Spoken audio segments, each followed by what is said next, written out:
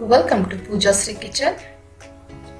இன்னைக்கு நம்ம பார்க்க போறது ஒரு ஹெல்தி அண்ட் டேஸ்டியான ராகி லட்டு எப்படி செய்யலாம்னு பார்க்கலாம்.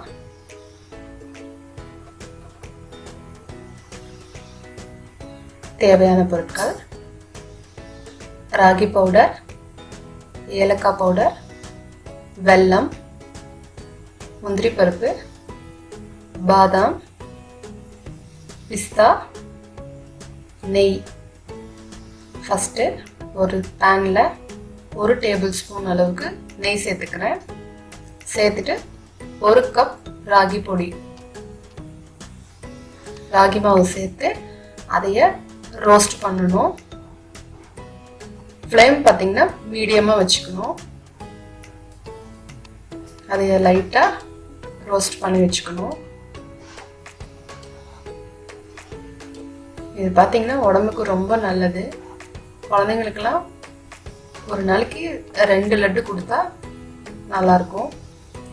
நெக்ஸ்ட் ஒரு சாஸ் பேனில் கொஞ்சமாக தண்ணி ஊற்றி வெல்லம் சேர்த்து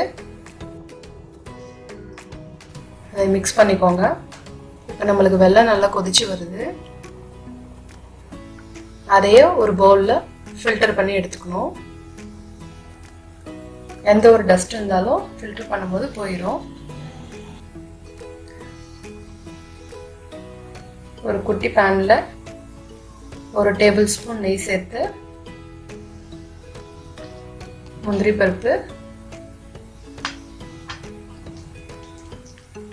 ரோஸ்ட் பண்ணிக்கணும். பாதாம் நம்மளோட இஷ்டம் தான். பாதாம் சேர்த்துக்கலாம், முந்திரி சேர்த்துக்கலாம், பிஸ்தா சேர்த்துக்கலாம்.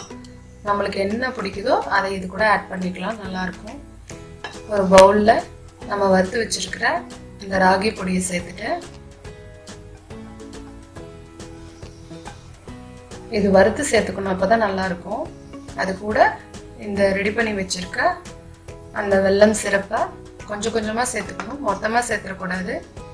அது கூட 1/4 டீஸ்பூன் ஏலக்காய் பொடி, நம்ம ரோஸ்ட் பண்ணி வச்சிருக்க முந்திரி பாதாம் சேர்த்துக்கிறேன். இது சேர்த்தது பார்த்தீங்கன்னா ஸ்மெல் வந்து ரொம்ப சூப்பராக இருக்கும். கொஞ்சம் கொஞ்சமாக அந்த வெல்லம் சிரப்பு சேர்த்து மிக்ஸ் பண்ணிக்கணும். நம்ம லட்டெல்லாம் பிடிப்போம் பார்த்தீங்களா, அந்த பதத்துக்கு நம்மளுக்கு கிடைக்கணும். இது ஹெல்த்துக்கு ரொம்பவே நல்லது. பெரியவங்களும் இது சாப்பிடலாம், குழந்தைங்களும் இது சாப்பிடலாம். 2 லட்டு இது சாப்பிட்டா அவ்வளோ ஹெல்த்துக்கு நல்லது.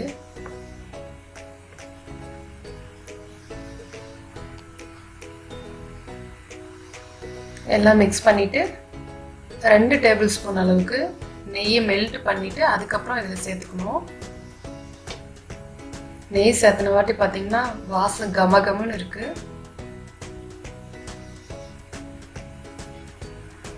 இதை நல்லா மிக்ஸ் பண்ணிக்கணும், எந்த லம்ஸும் இல்லாமல் நல்லா மிக்ஸ் பண்ணிக்கணும். நல்லா மிக்ஸ் பண்ணிட்டு குட்டி குட்டியாக லட்டு பிடிச்சிக்கலாம் நம்ம. இப்போ பார்த்தீங்கன்னா நம்மளுக்கு ஸ்வீட்டான ராகி லட்டு ரெடி ஆகிட்டு இருக்கு.